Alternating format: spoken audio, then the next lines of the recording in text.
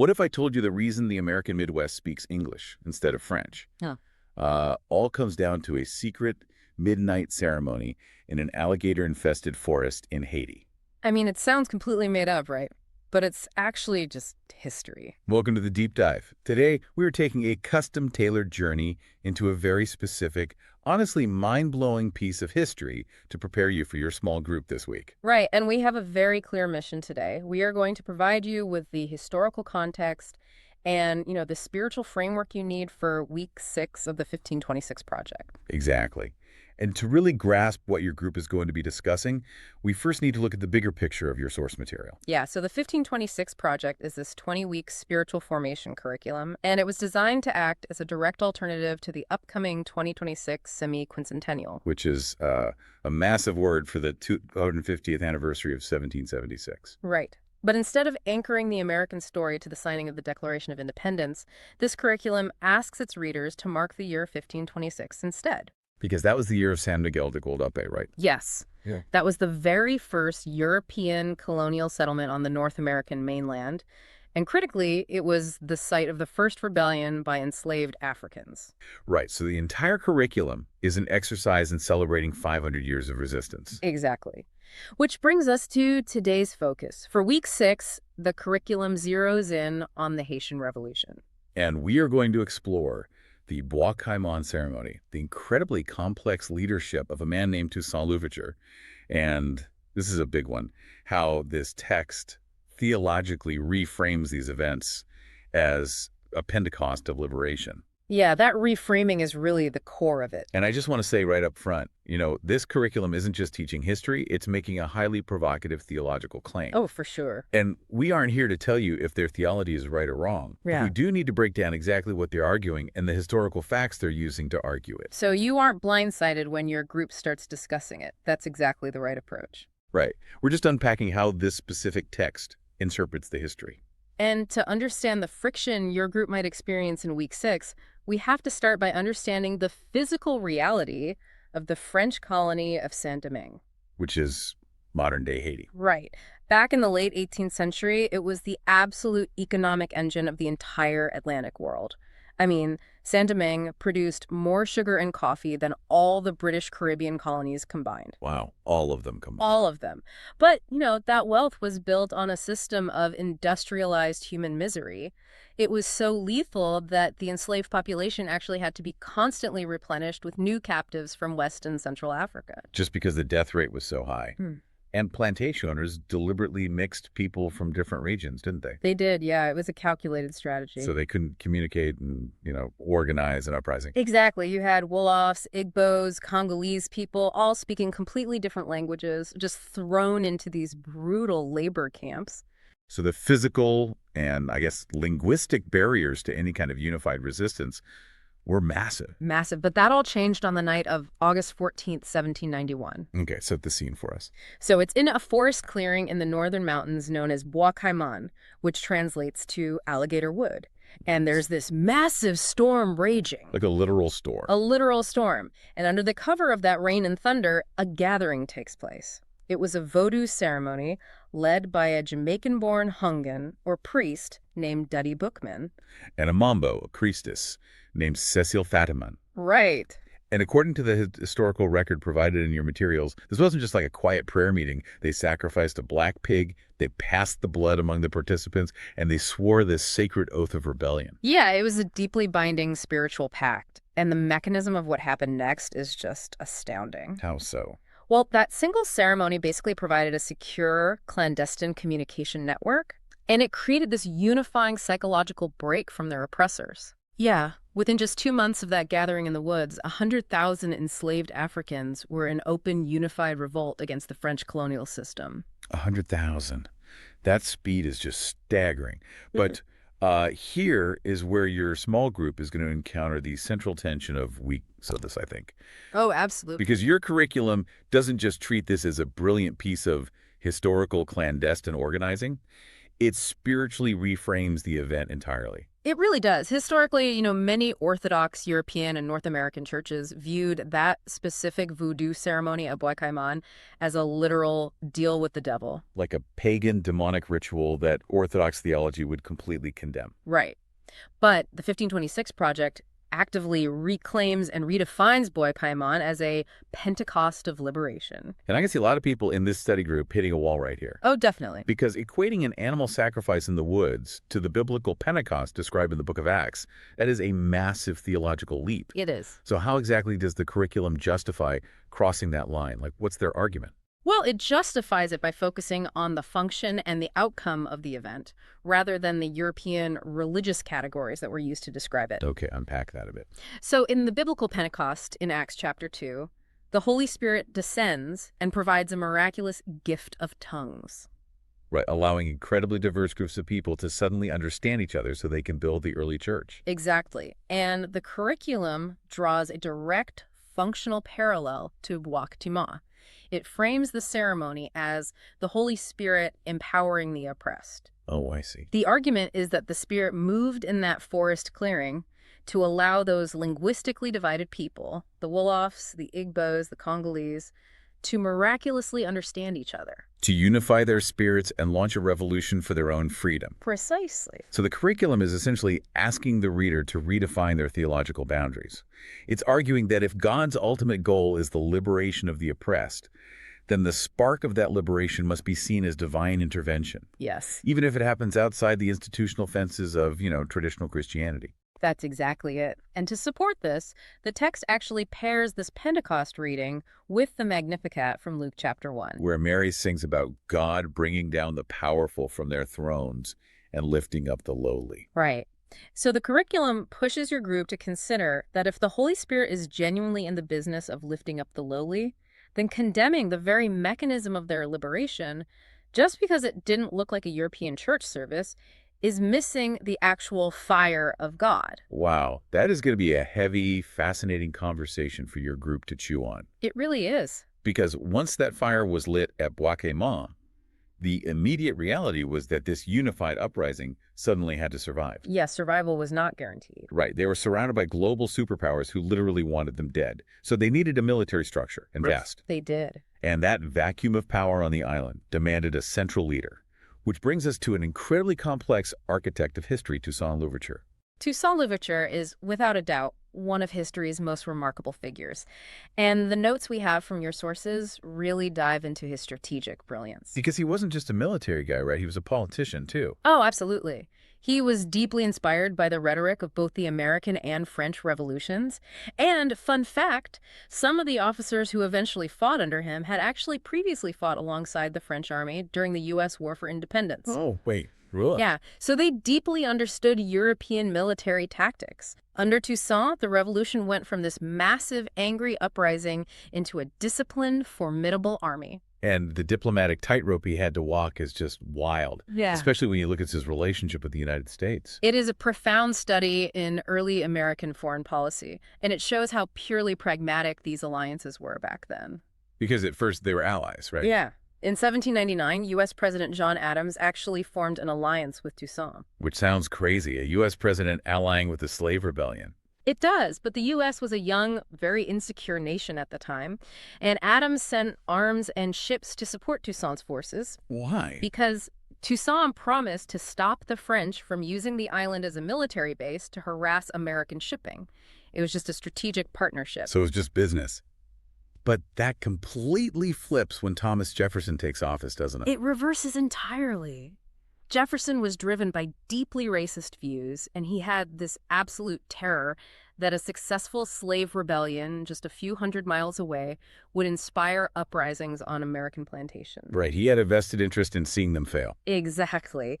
Jefferson actually referred to Toussaint's army as cannibals. Ugh. Wow. Yeah, he cut off all the support Adams had established and slapped a strict embargo on the island. Which physically isolated them. It cut off all their vital supplies. Completely. So Toussaint is basically trying to build a nation while completely surrounded by hostile slave-holding empires. It sounds like Toussaint was forced to play 3D chess on a board where all the other players wanted him dead. That is the perfect analogy. And it brings up a massive historical contradiction in your sources and something your group is definitely going to need to unpack. The Firmage system. Yes, Yeah. because by 1800, Toussaint becomes a military dictator, and by 1801, he declares himself governor general for life. Right. And to restore order and the economy, he actually reimposes the plantation system. He does. Wait, I need you to clarify this. Security versus freedom dialectic. Because he just fought a brutal war to free his people from the plantations, and then he told them to go back to the exact same fields. How did he not get immediately overthrown by his own army? It is the tragic dialectic of freedom versus security that the sources highlight. The internal mechanics of how Toussaint governed were incredibly strained. I can imagine. He instituted the system called fermage. Now, unlike slavery, the workers were legally free, and they were paid a portion of the crop profits. Oh. But they were legally tied to the land and strictly forbidden from leaving the plantations. And it was enforced by the military. Man, he's basically trying to build a lifeboat out of the wood from a sinking ship, all while the other passengers are actively shooting at him. Exactly. Toussaint recognized the brutal geopolitical reality. To defend their newly won freedom against France, Britain, Spain, and the U.S., he needed a massive standing army. And to fund a standing army. He needed to buy weapons on the global market. And the only currency the world accepted from Saint-Domingue was sugar and coffee. So he literally needed the sugar economy to buy the guns to protect the people from being enslaved by the sugar economy. Right. He believed it was the only efficient way to secure the island at that precise, perilous moment. But his people must have hated it. Oh, it caused massive discontent and even rebellions among his own followers, who obviously felt betrayed by the forced labor. Sure. But Toussaint's calculus was that temporarily sacrificing the individual liberty of the workers was the absolute only way to ensure the French couldn't put them back in actual permanent chains. But that delicate, agonizing balancing act ultimately collapses, doesn't it? It does, because back in France, the political winds shift violently. Right. Napoleon Bonaparte comes to power in 1799. And he has zero interest in Toussaint's autonomy. Napoleon sees Toussaint as a direct threat to a much larger vision. Because Napoleon doesn't just want the island back, right? No, he wants absolute control of it to serve as the crown jewel of a vast French empire in the Americas. And crucially, to maximize profits for that empire, Napoleon intends to completely reestablish chattel slavery. Which is just terrifying. So by 1802, Napoleon sends a massive armada. 40,000 elite troops under the command of his brother-in-law, General Leclerc, just to crush the Haitians. The scale of that response is insane. 40,000 troops. It was an overwhelming force. And this is where the story shifts, right? From brilliant military strategy to the devastating generational physical cost of Haiti's freedom. Yes, the cost was unimaginable. Because Toussaint, facing these overwhelming odds, is eventually forced to surrender. He is, and he's betrayed during a parley, kidnapped, taken to France, and he dies utterly neglected in a freezing Alpine prison. The great liberator of the Caribbean, literally starving and freezing to death in the snow. It's a tragic end.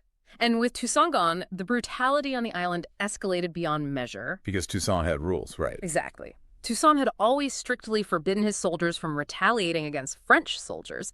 He wanted to wage a civilized war, hoping he could eventually achieve a diplomatic resolution. But the French didn't play by those rules. Not at all. After Toussaint's capture, the new French commander, Rochambeau, abandoned any pretense of rules of engagement. As the French forces began to struggle, Rochambeau initiated a campaign of absolute terror. What did he do? He began systematically torturing and mutilating black prisoners, leaving them to die slowly in the open. Specifically so the advancing Haitian soldiers would find them. That is just horrific, calculated psychological warfare. It was designed to completely break their spirit. But instead, in response to that sheer terror, the restraint of the Haitian troops completely snapped. I mean, naturally. Yeah. The new Haitian leaders ordered the hanging of French prisoners in plain sight of the French army. The conflict devolved into a scorched earth, total war of extermination. So how on earth did the Haitian forces survive 40,000 of Napoleon's elite troops in a war like that? Because the Haitians had an invisible ally, yellow fever. Oh, wow. Yeah, the biological reality of the conflict is what ultimately turned the tide.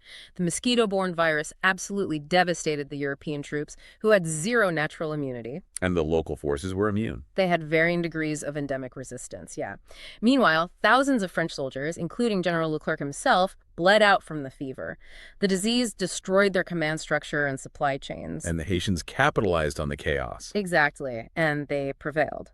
On January 1st, 1804, Jean-Jacques Dessalines formally declared Haitian independence, creating the first free black republic in the world. Which is an incredible victory.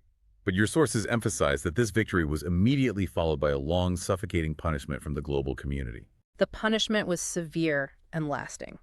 We already mentioned the U.S. embargoed them, and they actually refused to even recognize Haiti as a country until 1862. That's right. But the economic strangulation from France was even more devastating, and the mechanics of it are just staggering. How did they do it?